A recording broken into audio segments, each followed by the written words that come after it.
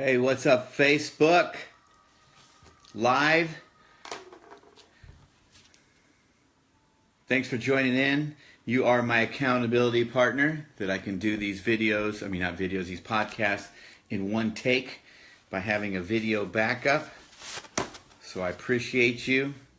Sorry that I can't get back to your stuff live real time, but it's a podcast and I can't really have conversations, but I try to respond to everyone that puts on there. Again, the live is to keep me accountable. Hopefully I won't say any cuss words or anything this time. So here we go. Podcast starts. Pervasive happiness. Starts in 3. Hold on. Starts in 3, 2, 1. Hey, what's up, everybody? Thanks for joining us today. Pervasive Happiness Podcast, episode number 7. Thanks for your time. Thanks for your listen. Thanks for being here. Start off by giving a shout out to my sponsor, Gamergy. Best energy drink out there. Tastes just like Kool-Aid. It'll make you a great gamer, I suppose. I'm not a gamer, but I am an energy drink guy, and I love this stuff. So I'd like to thank them for all the free cases and for all the equipment and the sponsorship.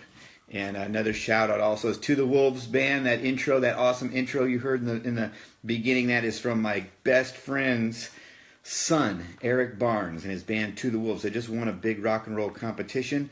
They're moving on to great things. Hopefully he remembers the little guys when he's rich and famous. So hey, next week coming up soon, I'm not sure when, but I have a guest coming on the show, Trevor Stolbarger, longtime friend of mine, cancer battler, cancer survivor, cancer battler, back and forth, but he's got some words of inspiration.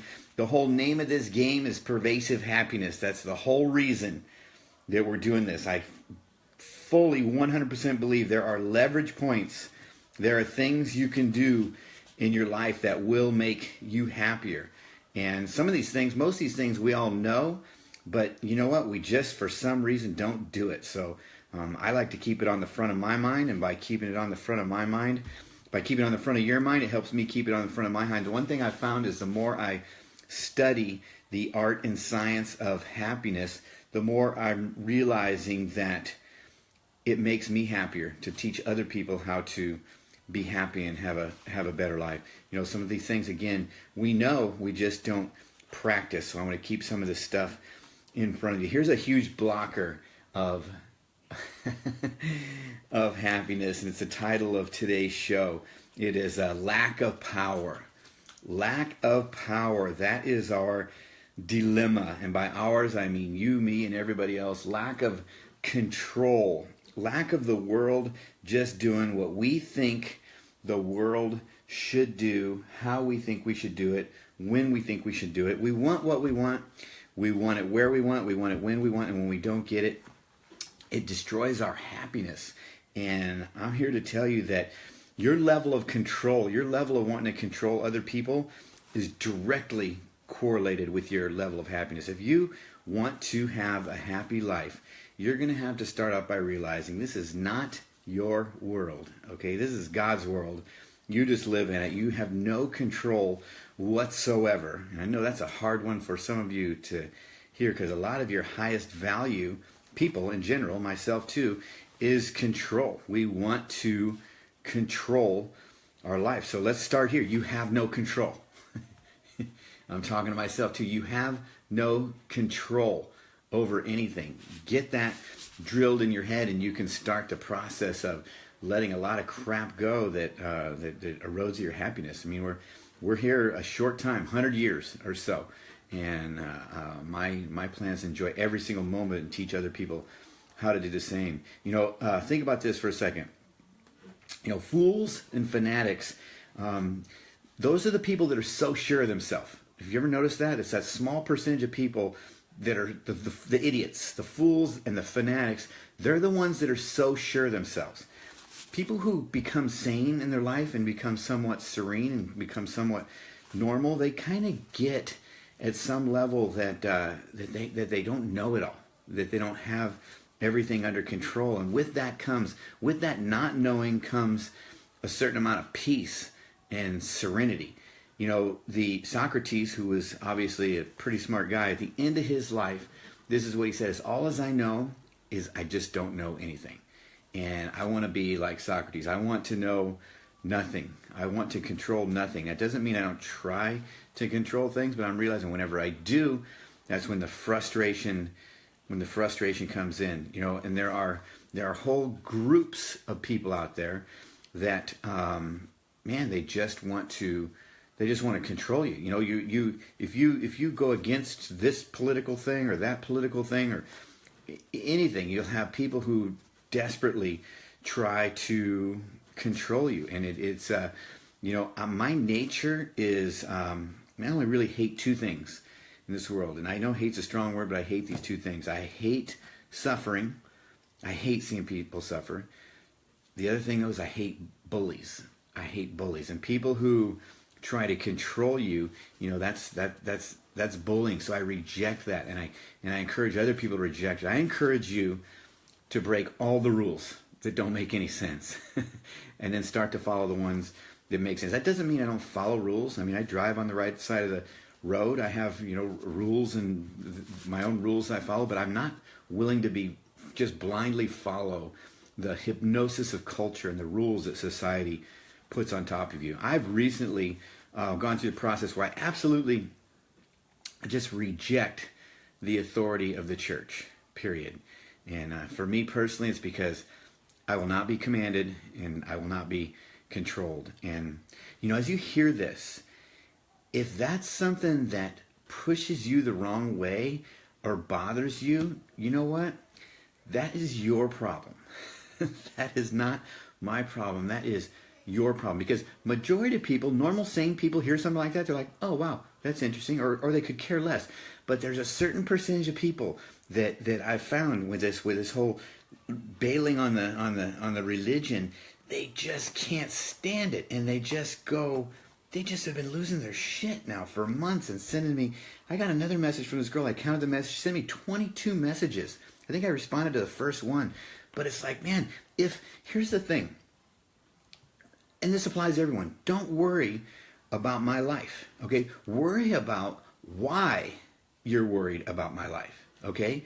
And that goes to, that applies to everyone, and that applies for me to you. I should not worry about your life. I mean, I'm sitting here, I'm in my office, and you're wherever you are out there on the internet. There should be nothing that I say that can take away your serenity. And if it does, that's on you. And if it's because I don't believe the same things you do and that makes you mad, man, that's your bad. That's your creepiness, not me.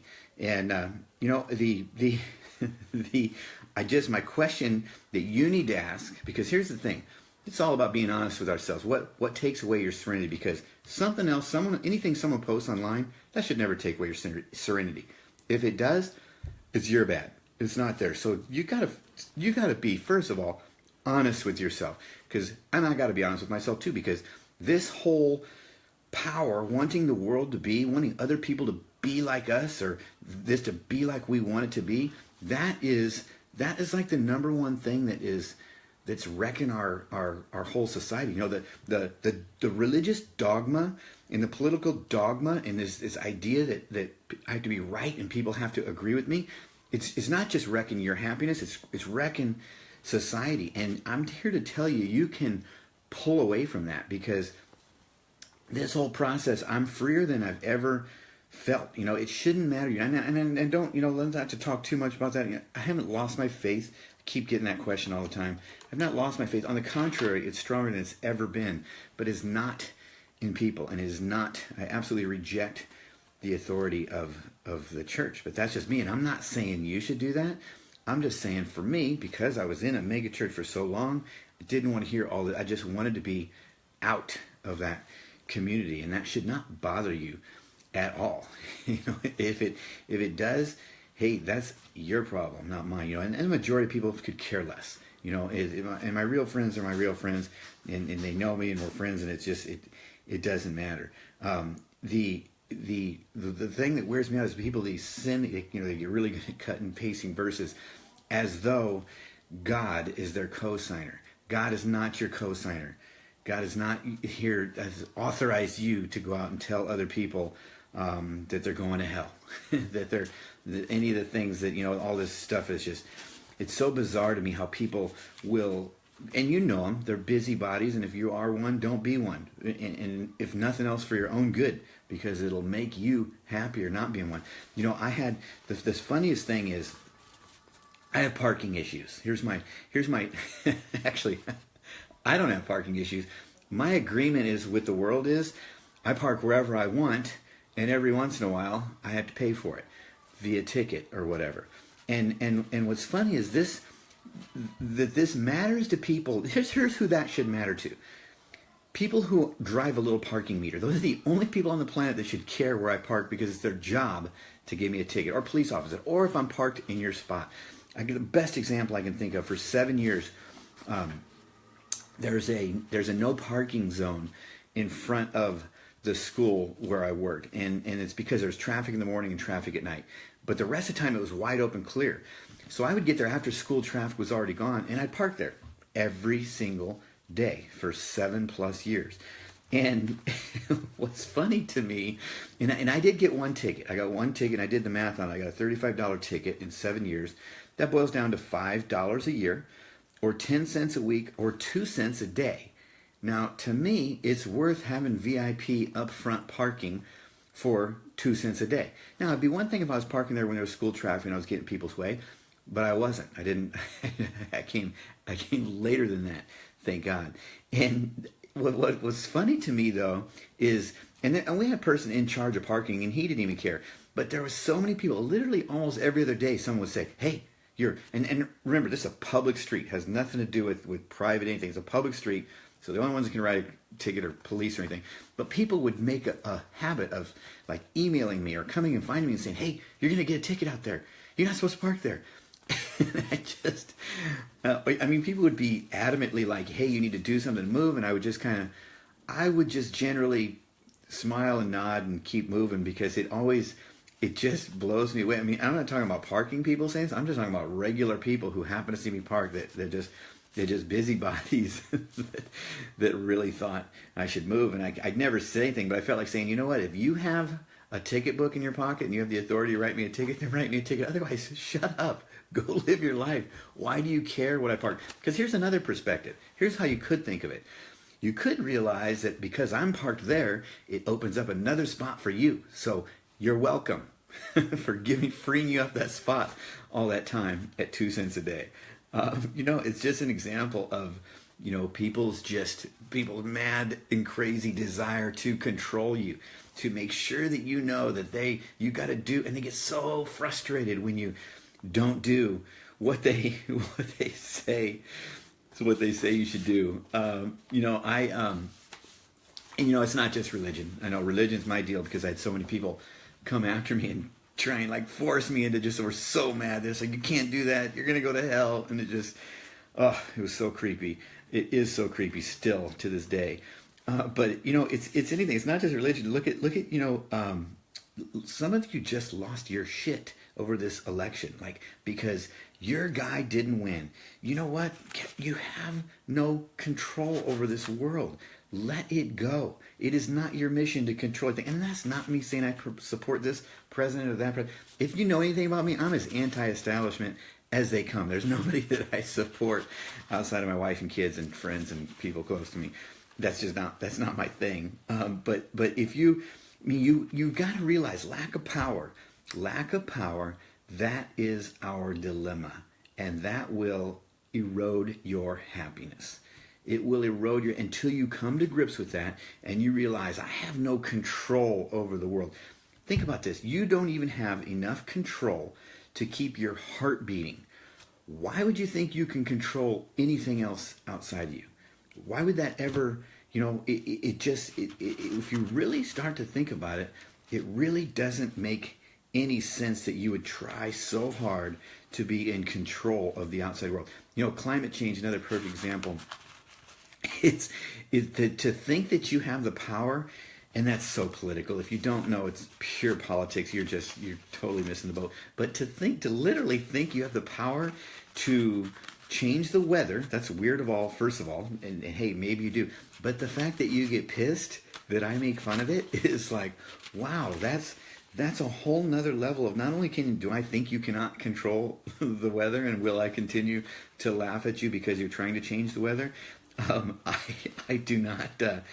I can't stop making fun of that, and it's not to be mean. It's just because I think it's funny, because it's a blatant. It's the best example I can think of someone who just wants to control the world. This is God's world. This is not your world. You know, worrying about anything that's going on outside you, and that applies to, you know, what people think. I've just come to a point where I realize what people think of me is none of my business. It's just not my business. It's not something I can control. It's not something I want to hold on to. You know, one of the things I've learned my own lessons in level of control. And again, when I say the two things I hate, suffering and bullies, you know, I think back to, you know, when I was a kid, I was a bully. You know, not like too crazy, but there was a couple, you know, that, like, it was funny is there was this one girl that I always used to pick on.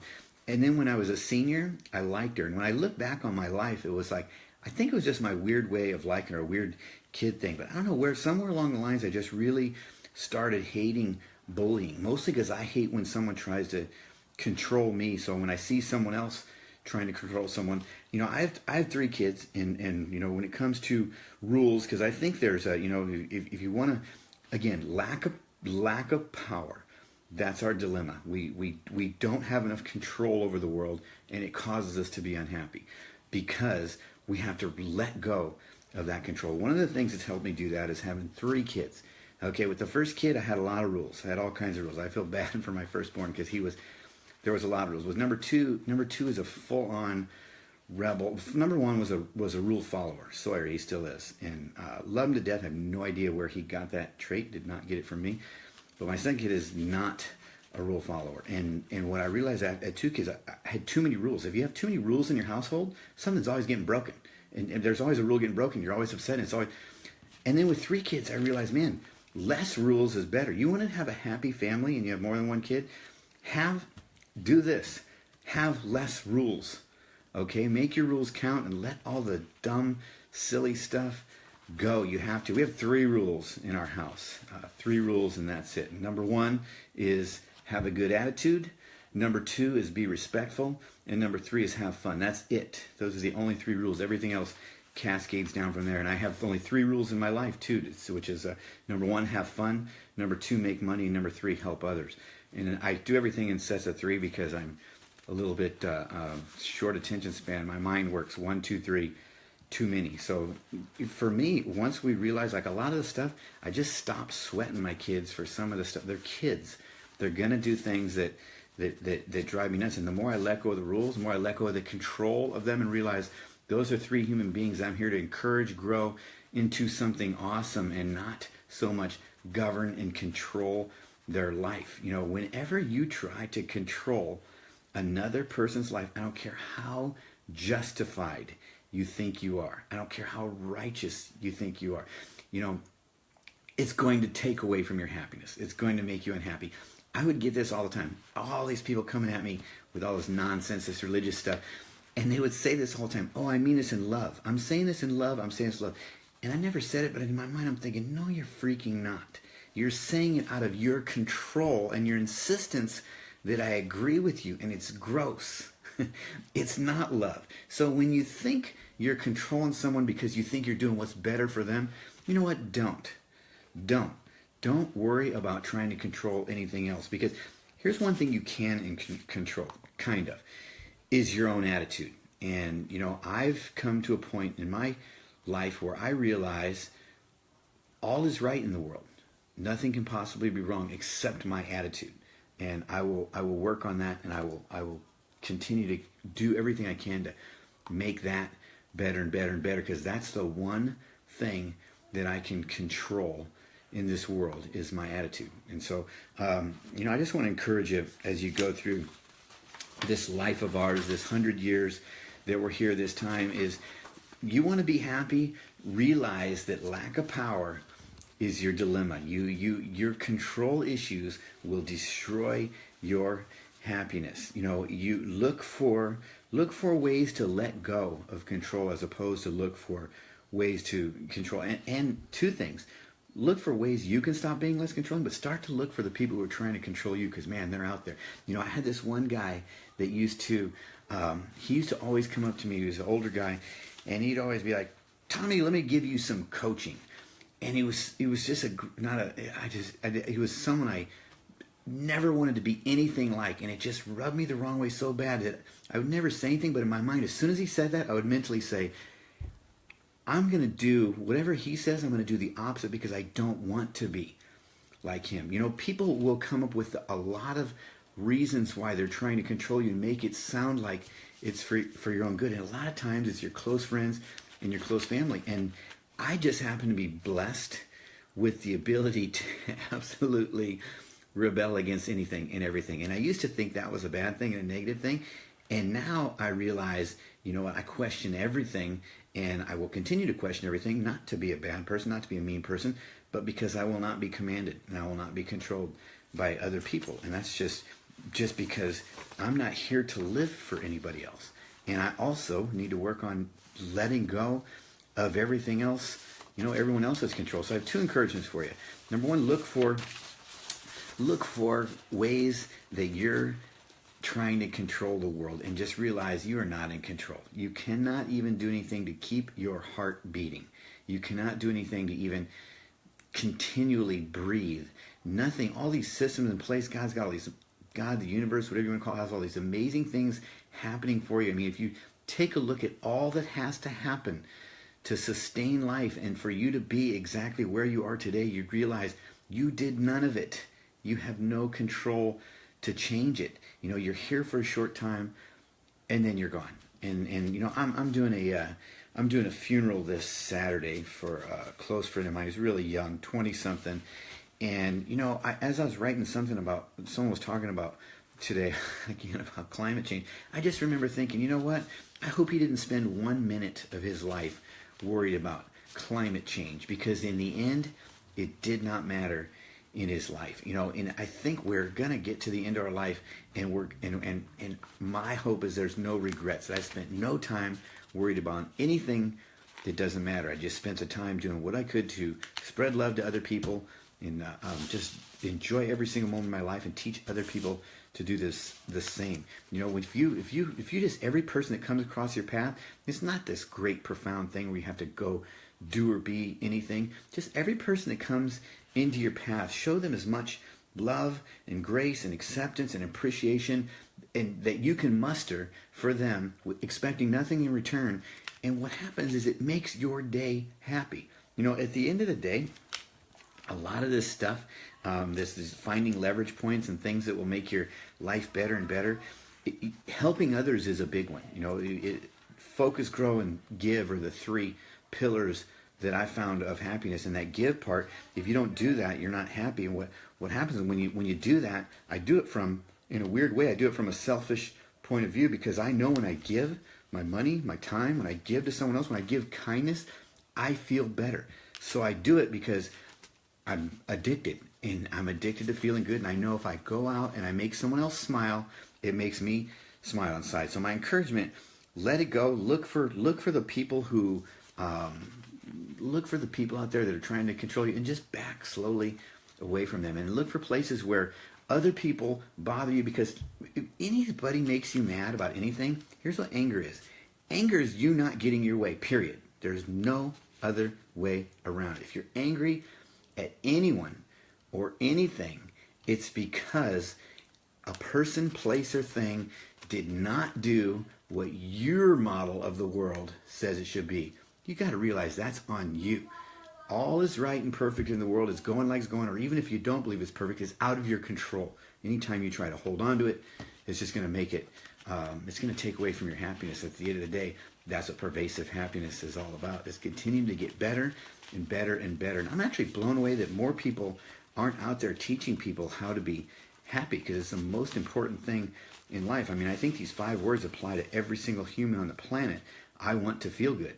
And there's so few people that really focus on being intentional about that and waking up in the morning and coming up with a game plan. Because it's like anything else. If you don't have a plan to enjoy your life, you're not going to enjoy your life. The world's going to suck you in with fear and all the crap you hear from the media. So, Be encouraged. Go out there, learn the art and science of letting go of control.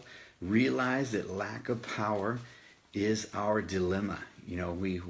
Our dilemma is we don't have as much control over our world or the world as we think we should. And once you realize that, you can kind of let your hands off and start to, and one of the things that always helps me is you got to pray.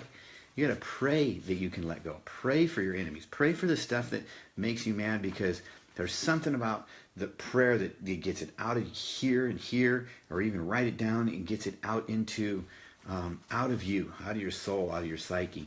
I want to share with you a quick paragraph here. Some of you will recognize it, but I love this. This is so deep to me. It says this. Pay attention. Listen. This is awesome. Acceptance is the answer to all of my problems today. When I am disturbed, it is because I find some person, place, thing, or situation, some fact of my life unacceptable to me, and I can find no serenity until I accept that person, place, or thing, or situation as being exactly the way it is supposed to be at this moment. Nothing, absolutely nothing, happens in God's world by mistake. I love that. I'm going to read it one more time for you. Lucky you. And acceptance. Acceptance is the answer to all my problems today. When I am disturbed is because I find some person, place, thing, or situation, some fact of my life unacceptable to me. And I can find no serenity until I accept that person, place, or thing, or situation as being exactly the way it is supposed to be at this moment. Nothing, absolutely nothing, happens in God's world by mistake. And I'm going to end with this. I'm going to share a prayer with you. It is my second favorite prayer of all time. My first favorite prayer is 2 words. Thank you. I think that is the best prayer. I think that's all God ever wants to hear sometimes, is just thank you. I'm not sure he always wants to hear all of our dribble travel. I think sometimes he just wants to hear thank you. So I think that's the best prayer. Here's the second best prayer. And some of you will recognize it. And it's deep and it's powerful and it's true. And if you pray this with your soul, this will help you do this. Let go of that lack of control that we have, that control that we think we have. Prayer goes like this. God, grant me the serenity to accept the things I cannot change, the courage to change the things I can, and the will to know the difference. I appreciate you guys. I will see you in about a week. Thanks again for watching. Thanks again to my sponsor, Gamergy, for these awesome energy drinks. Just gave me another case today. I can't drink the stuff fast enough. And thanks for all you do. Got all kinds of different flavors. And I'll see you guys next week. Until then, pervasive happiness, baby. You were meant to be happy. Start living like it. God bless.